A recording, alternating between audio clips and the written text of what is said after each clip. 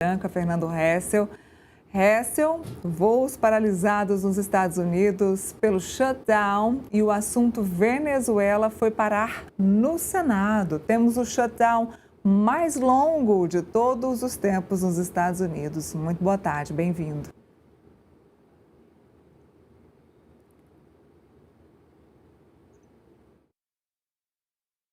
Tivemos uma alteração no fuso horário no fim de semana e nós estamos com 2 horas para trás.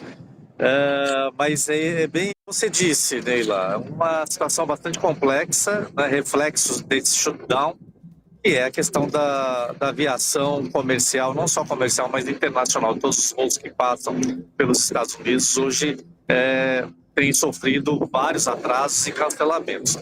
Neila, já tínhamos uma situação bastante complexa desde o fim de semana, mesmo sem essa determinação da FAA, que é o órgão regulador da aviação aqui nos Estados Unidos. Domingo, por exemplo, nós tivemos aí cerca de 4.000 voos atrasados e mais de 500 cancelados. Hoje, pela manhã, que é o dia em que a FAA comunicou a redução de pessoal no tráfego aéreo, nas torres de controle, nós já temos aí agora 5.000 voos atrasados e mais de 1.500 voos cancelados em apenas 40 principais aeroportos dos Estados Unidos. Ou seja, não é a totalidade de aeroportos, só nos 40. Então, imagina os aeroportos de menor frequência de voo.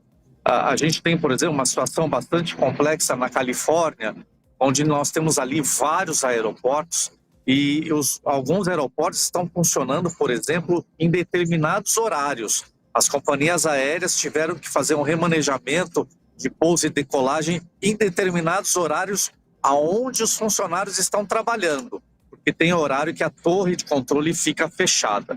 Então, a tendência é de piorar cada vez mais. Infelizmente, essa é uma notícia que a gente não gostaria de dar, mas a partir do momento em que você tira realmente os funcionários das torres de controle, a situação acaba piorando ainda mais. Por conta da paralisação, tudo por conta do shutdown. Exatamente, por conta do shutdown. Por quê? Para que o seguidor, o telespectador do Metrópolis entenda o porquê que isso está acontecendo. Que há uma paralisação do governo federal, do governo americano, que já completou mais de um mês. Ou seja, funcionários estão sem receber. Então, como que está a folha de pagamento hoje dos Estados Unidos? Você tem uma parte dos funcionários que foram demitidos. Funcionários foram demitidos. Aí a gente está falando mais de 3.000 funcionários. Esse é um ponto. Ou seja, você já tem um déficit aí de mão de obra que atendia a máquina governamental. Uma outra parte dos funcionários, eles estão como se fosse de uma licença remunerada, ou seja, eles têm que ficar em casa e não podem trabalhar. E eles vão receber esse salário só quando voltar a acabar esse shutdown. E fora uma outra parcela de funcionários do governo que são obrigados a trabalhar e não receber salário. Então, é por isso que, no caso dos aeroportos, o que acontece? Todas as torres de controle dos Estados Unidos são operados por funcionários públicos federais. Então, por isso que existe essa deficiência hoje na malha aérea dos Estados Unidos. Um momento interessante, para não dizer triste, nos Estados Unidos, porque Donald Trump está ligado aí em todos os planos do globo, né? Donald Trump resolvendo problemas com o Brasil, aí tentando resolver problemas com a Venezuela, tentando finalizar a guerra lá entre Israel e o grupo extremista Hamas, mas mais um barco foi atingido ali no Mar do Caribe. Dessa vez, o assunto Venezuela foi parar no Senado. A gravidade é tanta que o Congresso precisou tratar do assunto. É isso? Exatamente. E havia um projeto de lei imediata no Congresso americano, tanto no Congresso como no Senado, para quê?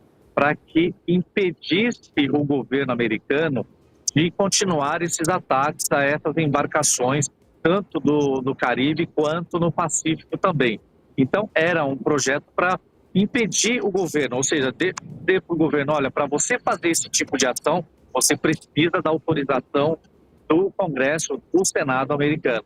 E, por incrível que pareça, esse projeto foi recusado, ou seja, o governo americano continua com as credenciais para continuar os ataques, tanto no Caribe quanto no Pacífico. Ou seja, é uma vitória do governo americano, onde, e neste momento, ele não precisa, nesse caso, pedir a autorização para o Congresso americano para fazer esse tipo de incursão militar ali na região. O Hessel, voltando a falar de shutdown, não existe nenhum tipo de negociação que esteja acontecendo para que essa paralisação acabe logo? A negociação ela nunca parou. A cada dia que passa existem reuniões entre democratas e republicanos, mas ninguém quer dar o braço a torcer. Hoje pela manhã, a gente já recebeu informação que o presidente Donald Trump já deu uma determinação para o Partido Republicano, dizendo, olha, resolva essa situação, quer mais rápido possível, porque se isso não acontecer, eu vou usar outros recursos para que a gente volte a operar com o nosso orçamento governamental, que esse shutdown acabe. Então, ele deu mais ou menos ultimato para os republicanos, principalmente, de que alguma coisa tem que ser feita. A gente não sabe até agora o que isso representa, se haverá uma interferência da Suprema Corte nesse sentido. O fato é que a indecisão ainda continua. Para quem não sabe, o único ponto nevrálgico dessa discussão toda, do shutdown, dessa paralisação governamental, é o não acordo entre democratas e republicanos em cima de uma única pauta, que é a questão da saúde. O que os republicanos querem no novo orçamento? É cortar toda a ajuda à saúde pública nos Estados Unidos, ou seja, cortar Medicaid, cortar Obamacare, ou seja, eliminar toda a facilidade em que a classe menos favorecida nos Estados Unidos tem acesso a esse tipo de atendimento. E já os democratas defendem o atendimento dessa classe social nos hospitais americanos. Então, esse é o ponto nevrálgico e muito polêmico. Por um lado, você tem um partido tirando a saúde pública dos americanos e, por outro lado, você tem os democratas batendo o pé, dizendo que não, os americanos não podem ficar sem essa assistência financeira junto aos planos de saúde aqui nos Estados Unidos. Essa rusga partidária, Hessel, ela ainda atingiu Trump em um outro nível quando a gente fala sobre a Prefeitura de Nova York. A Prefeitura de Nova York agora tem um prefeito que tem todas as qualidades, digamos assim, ou todos os critérios contrários a Donald Trump. É um muçulmano, é um jovem, completamente contrário, tem um viés contrário, inclusive na área da saúde, de Donald Trump.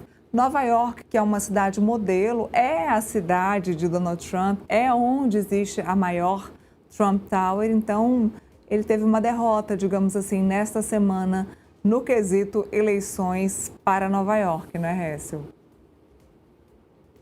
O fato, Neila, que além desses pontos que você trouxe, é uma questão bastante sensível e tem irritado bastante Donald Trump, e isso acontece já 2 meses antes das eleições. O Donald Trump sabia que o candidato que venceu as eleições em Nova York, ele iria realmente ganhar as eleições, mas o fato é que o perfil do novo prefeito de Nova York é um perfil que ele acaba sendo um grande competidor contra a Donald Trump, ou seja, isso acaba fortalecendo o Partido Democrata, porque ele tem um discurso bastante interessante, e o momento em que Donald Trump está vivendo hoje, tomada da economia, o shutdown, essa questão imigratória que tem impactado a economia americana, esse candidato, e aqui eu quero dizer, o futuro candidato a presidente da República aqui dos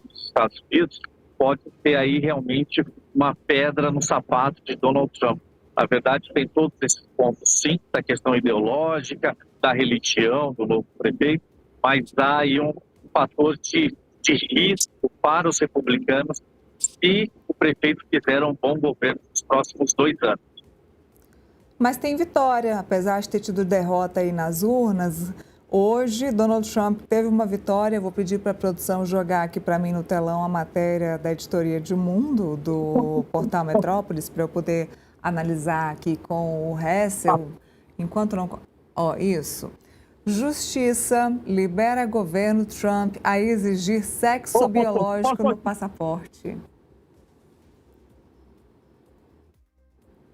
Ó, tá aí, Trump fez sua campanha prometendo reverter as conquistas dos americanos transgêneros nos Estados Unidos.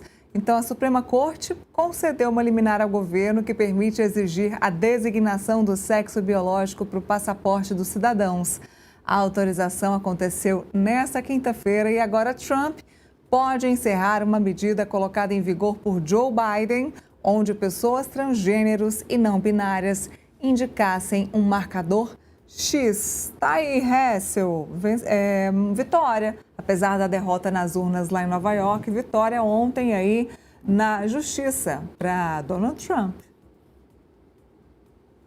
Sheila, sendo bastante honesto aqui com todos que nos assistem, isso é uma vergonha, né? Isso que está acontecendo. Mas existem tantas coisas importantes, tanto da questão interna dos Estados Unidos, quanto na questão externa, né, como a gente abordou logo no começo, guerras, os blocos econômicos se fortalecendo, Estados Unidos perdendo um pouco da sua posição, problemas internos, como eu disse, imigração, a gente tem um problema também de moradores de rua em condição de rua nos Estados Unidos, então tem um problema social muito grande nos Estados Unidos e esse é um assunto, por exemplo, que você trouxe, realmente é que acaba sendo bastante insignificante perto do tamanho do problema que os Estados Unidos têm aí para resolver. É uma pena que a Suprema Corte esteja se dedicando tanta energia para atender aos desejos de Donald Trump. E é aquilo, né? O brasileiro acha que só a Suprema Corte brasileira tem o seu lado político, mas nos Estados Unidos, infelizmente, isso acontece. Nós temos aqui na Suprema Corte americana a maioria favorável à administração de Donald Trump. Então, muitas coisas realmente o presidente americano ele faz, executa coisas polêmicas, porque ele sabe que tem o apoio da Suprema Corte no final das contas. Bom, seguimos acompanhando. Hessel, muito obrigada pela análise aqui para gente. Vamos ver o que sai aí do Senado sobre Venezuela. Vamos ver o que vai acontecer, inclusive, na COP30, porque a gente está falando aí de 150 delegações. Estamos falando aí de delegações internacionais visitando o Brasil